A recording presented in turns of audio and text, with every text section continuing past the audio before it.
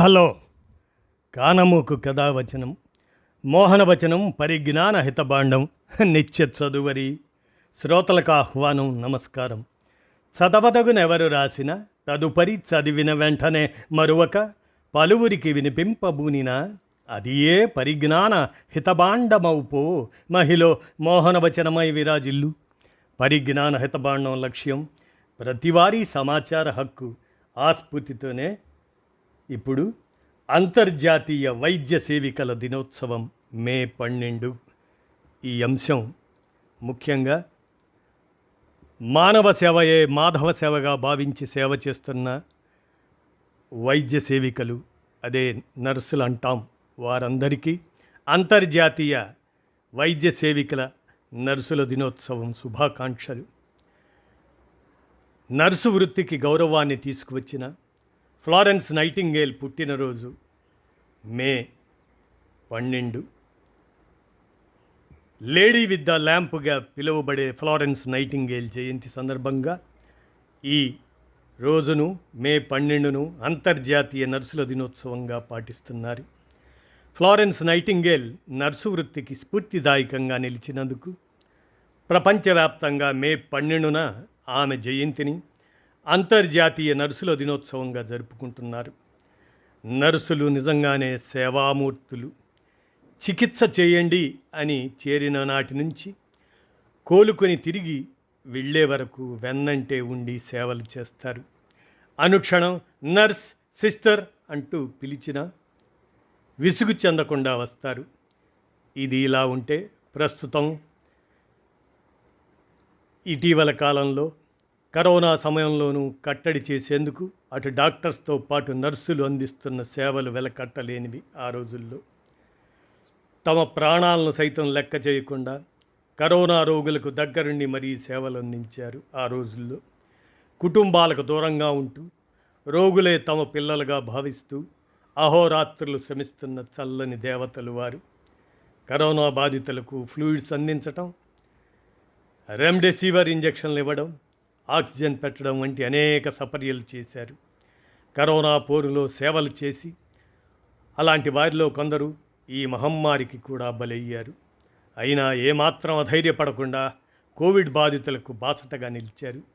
అటు డాక్టర్లకు ఇటు రోగులకు అనునిత్యం అందుబాటులో ఉంటూ స్వీయ రక్షణతో పాటు బాధితులను కూడా రక్షించేందుకు పాటుపడుతున్న ఆరోగ్య సేవ వైద్య సేవికలు వారు సేవ చేస్తూ ఉద్యోగంలో ఎదురయ్యే ఒత్తిళ్లను ఎదుర్కొంటూ వ్యక్తిగత జీవితానికి కుటుంబానికి దూరంగా ఉంటూ ఈ కష్టకాలంలో సేవలు అందిస్తున్న ప్రతి ఒక్క వైద్య సేవిక, అదే నర్సుకు మనస్ఫూర్తిగా ధన్యవాదాలు తెలుపుకుంటూ ఈ సమాజం నేడు మే 12 అంతర్జాతీయ నర్సుల దినోత్సవం.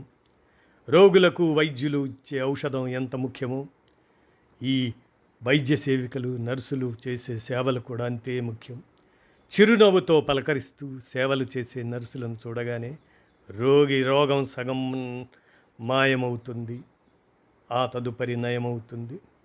ధనవంతుల కుటుంబంలో జన్మించి వివాహం చేసుకోకుండా తన జీవితాన్ని సేవకే అంకితం చేసిన మహనీయురాలు లేడీ విత్ ద ల్యాంప్గా పిలువబడే ఫ్లారెన్స్ నైటింగేల్.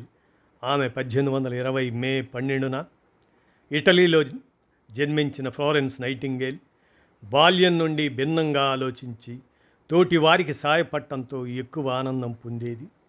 ఆ ఆనందమే ఆమెను నర్స్ ట్రైనింగ్కు పంపించింది. తమ వంటి ఉన్నత కుటుంబంలోని అమ్మాయి హాయిగా పెళ్లి చేసుకొని ఆనందంగా జీవితం గడపాలని, ఈ రోగుల సేవ ఏమిటని ఆమె తల్లి కోపగించిన ఫ్లారెన్స్ తన మనసు మార్చుకోలేదు. కుటుంబ కట్టుబాట్లను తెగ్గరించి నర్సుగా సేవలు అందించడానికి జీవితం అంకితం చేసింది.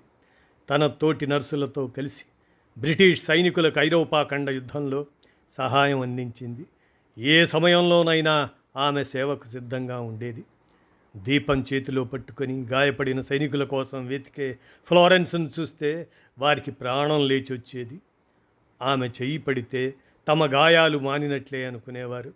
ఆమె అసలు పేరు మరిచి లేడీ విత్ ద ల్యాంప్గా పిలవటం మొదలుపెట్టారు. ఆరోగ్యకరమైన వాతావరణంలో ఉంటే రోగాలు దరిచేరవు. కోలుకునే రోగులకు పరిశుభ్ర వాతావరణం అందించాలి అనే సూత్రంతో పనిచేసిన ఫ్లారెన్స్ నైటింగేల్కు సైనికుల సేవలో ఆరోగ్యం దెబ్బతిన్నది. దాదాపు 53 సంవత్సరాలు ఫ్లోరెన్స్ నైటింగేల్ జీవితం అనారోగ్య జీవితమే.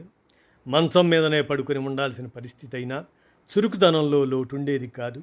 ఎప్పుడూ తన వెంట ఒక నోట్బుక్, పెన్సిల్ పట్టుకొని తనకు కలిగిన ఆలోచనలను రాసుకునేది. తన జీవితం ఎప్పుడైనా అంతం అవుతుందనుకునేది.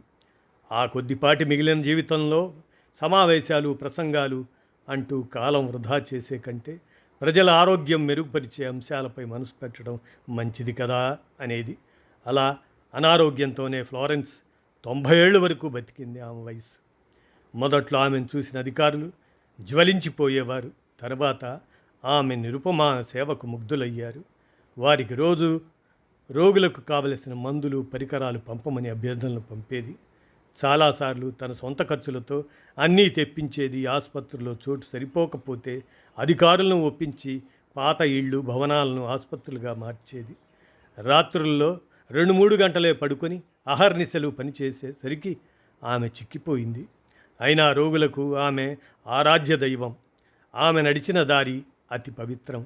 ఆమె ఎక్కడికి వెళ్ళినా సైనికులు అడవి పూలతో పుష్పగుచ్చాలను ఇచ్చేవారట.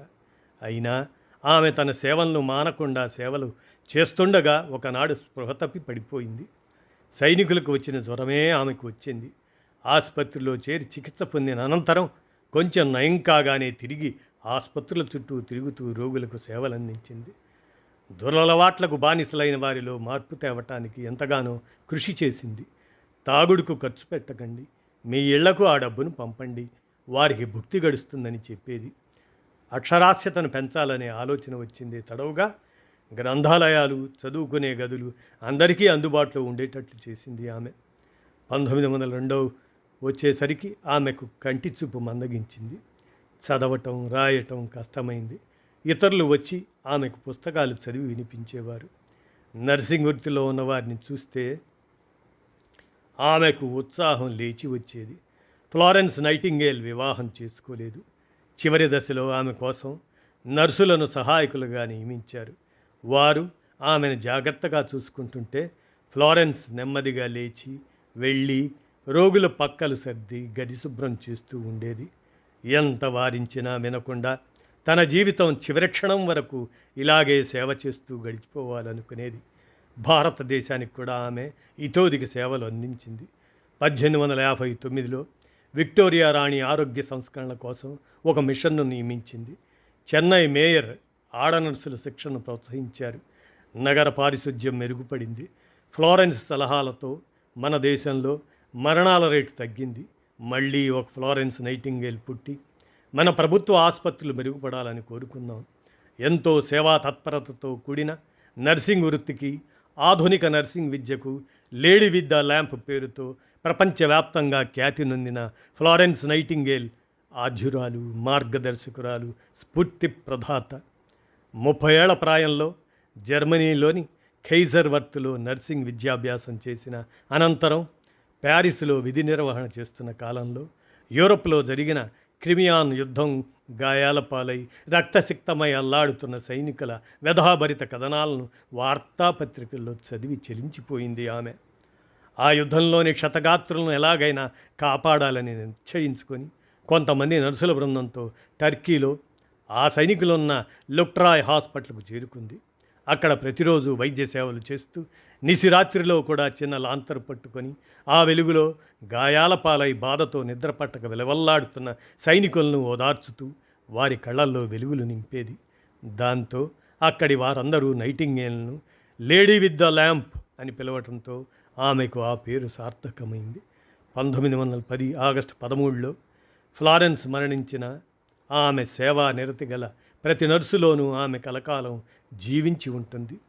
రోగులు జ్ఞాపకం ఉంచుకోవలసిన ఆదర్శమూర్తి ఆమె.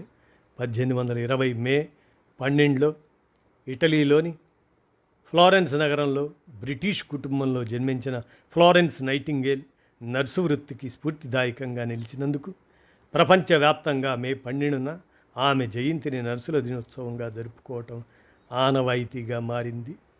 ఈ రోజున నర్సింగ్ విభాగంలో దేశవ్యాప్తంగా విశేష సేవలు అందించిన నర్సులకు భారతదేశ రాష్ట్రపతి నేషనల్ ఫ్లోరెన్స్ నైటింగేల్ అవార్డులను అందిస్తారు. 1973లో కేంద్ర ఆరోగ్య మంత్రిత్వ శాఖ ప్రవేశపెట్టిన ఈ అవార్డులో భాగంగా కేంద్ర రాష్ట్ర కేంద్రపాలిత ప్రాంత స్వచ్ఛంద సంస్థల్లో విశిష్ట సేవలు అందిస్తున్న నర్సులకు ఒక పథకం, ప్రశంసాపత్రం, జ్ఞాపికతో పాటు 50,000 రూపాయల నగదు బహుమతిని బహుకరిస్తారు. కనుక మే 12 అంతర్జాతీయ వైద్య సేవికల దినోత్సవం సందర్భంగా Florence nightingale lady with the lamp ఆమె స్మరణగా ఈ అంశాన్ని మన కానమోకు కథ వచ్చిన శ్రోతలకు మీ కానమోకు స్వరంలో వినిపించాను. విన్నారుగా. ధన్యవాదాలు.